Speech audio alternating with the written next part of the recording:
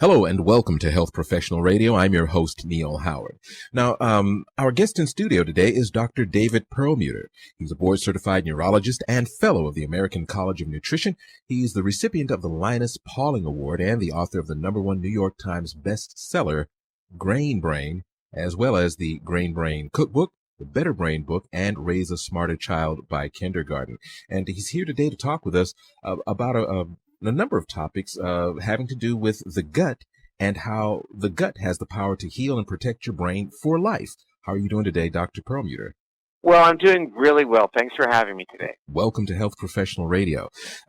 You are the author of a few books that talk about the brain and how what we eat affects our brain. Talk a bit about your latest work. Well, right off the bat, think about this conversation that we're having. Why wouldn't we get our arms around the notion that food and lifestyle choices can affect the brain? We already accept the fact that these choices affect heart. We've heard of the Heart Smart diet, and women need exercise for strong and healthy bones, but the brain has, for some crazy reason, always been left out of this conversation. And it turns out that the brain is very, very sensitive to our lifestyle choices, especially exercise and the foods that we choose to eat. So it's a brand new playing field for us because, frankly, we don't have any meaningful treatments as you and I have this conversation for Alzheimer's disease, for example, or autism, or even for depression for that matter. And yet we know that these situations, including Alzheimer's disease, are by and large preventable based upon the lifestyle choices that we make. And on that list, food is really playing an important role. Mm-hmm. So the book that you just penned, Grain Brain? Well, that's already a couple years old. The newest book is Brain Maker, Brain and the Maker, next one coming is Grain Brain for Life. Okay, Brain Maker. That's the book that I'd like to talk about. Brain Maker, the power of gut microbes to heal and protect your brain for life. These microbes, does it depend? Do they produce themselves regardless of what we eat? And depending on what we eat, their microbes are better or worse? Or can we basically control the production of these microbes? Well, there are several questions I think that you just asked. And first, I think it's important to understand that within the gut, each of us has over 100 trillion microbes floating around, bacteria. And, they outnumber the cells of your body by a factor of 10 to 1. So cell by cell, you're far more bacteria than you are who you think you are. And these bacteria are involved in controlling your immunity and controlling how you metabolize the foods that you eat, and even controlling the mechanism called inflammation.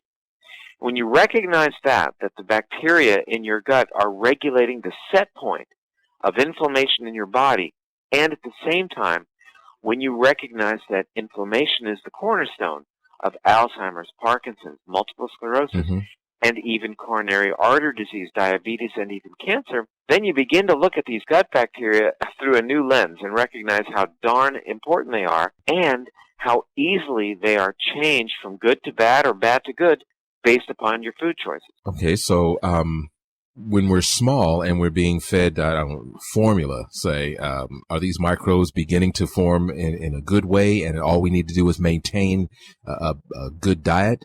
Or as we grow older and start eating the fast food, do some of them, kind of stay over in the corner and wait until they're needed while the other ones just deteriorate and go bad? Well, let me say that it begins even before a child has his or her first meal, which hopefully is not formula, that we obtain our initial seeds of our microbiome, that we are fertilized with bacteria as we pass through the birth canal.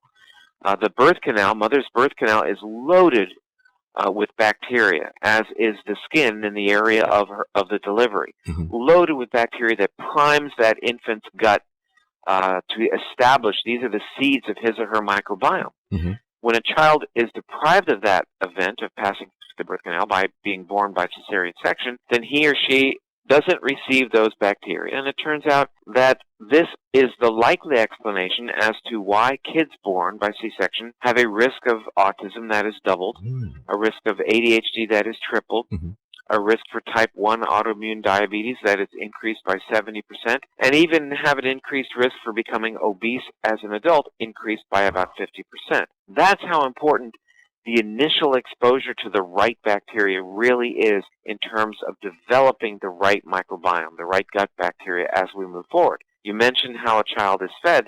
There is a great advantage to a child being breastfed as opposed to being fed infant formula in terms of the makeup of the gut bacteria. And it's not just what's in breast milk versus what's in infant formula, but even the notion of a child suckling on the breast is that kid is obtaining bacteria from mother's skin that, again, is priming the microbiome. Then early in life, the foods that a child eats are fundamentally important for the development of that microbiome. And, these days, so many kids early on in life are exposed to such frequent antibiotics, and that has a devastating effect on the microbiome that can have lifelong consequences. Now, this symposium in Australia that you plan to attend, you're going to be one of the keynote speakers there at this Bioceuticals symposium. Is this the first time that you've attended this particular symposium? It is. First time I've attended this particular symposium, but I've taught in Australia before. Now, in Australia, there seems to be maybe a more openness to this notion, or not the notion, but the fact that our gut is directly related to our brain health. Is that what you see as far as you plan to go there? Well, I don't know yet. My sense is that, most developed countries are really beginning to embrace this relationship, the gut-brain connection. But I think nationally, the things that are going on in terms of in Australia itself, the things that are going on, for example, in terms of agriculture, seems to represent a bit of a naivete in terms of understanding how food is grown and how that might relate to the human microbiome. Australia, New Zealand, Mexico, and the United States are pretty much the only, and Japan are the only developed countries that allow GMO foods. The entire rest of the world says no, and the reason, by and large, that food is genetically modified is because it allows farmers to spray the crops with herbicides like glyphosate, which is the active ingredient in Roundup. And we now understand that glyphosate has a devastating effect on the human microbiome and as such, likely has long-term consequences. You'll remember that last year, the World Health Organization came out and indicated that glyphosate, this herbicide that goes on the GMO crops, is a probable human carcinogen. And it was announced just this morning here in America that the United States Food and Drug Administration is now going to be exploring the glyphosate, the herbicide residues on many foods that are common in America. Do you think, just based on your research and your interest in this topic, why is it if you know this, you're not the only one? If the people that make Roundup, they obviously know this, why are we continuing to kill ourselves? Well, I think the answer is self-evident. This is a global multi-billion-dollar corporation, and Roundup is the largest herbicide used on planet Earth. Glyphosate, and it's 750 different products that contain it. And I think that the manufacturers of this product have known about its dangers for years and years. The fact that it changes the microbiome happens because glyphosate is an antibiotic. And as a matter of fact, Monsanto, who makes glyphosate, patented it as an antibiotic back in 2010. So they know that it's an antibiotic. We're all aware of the fact that antibiotics damage the human microbiome permanently. But, better living through chemistry. What can I say? Follow the money. Yeah. You've been listening to Health Professional Radio. I'm your host, Neal Howard. We've been in studio talking with Dr. David Perlmutter. He is the best-selling author.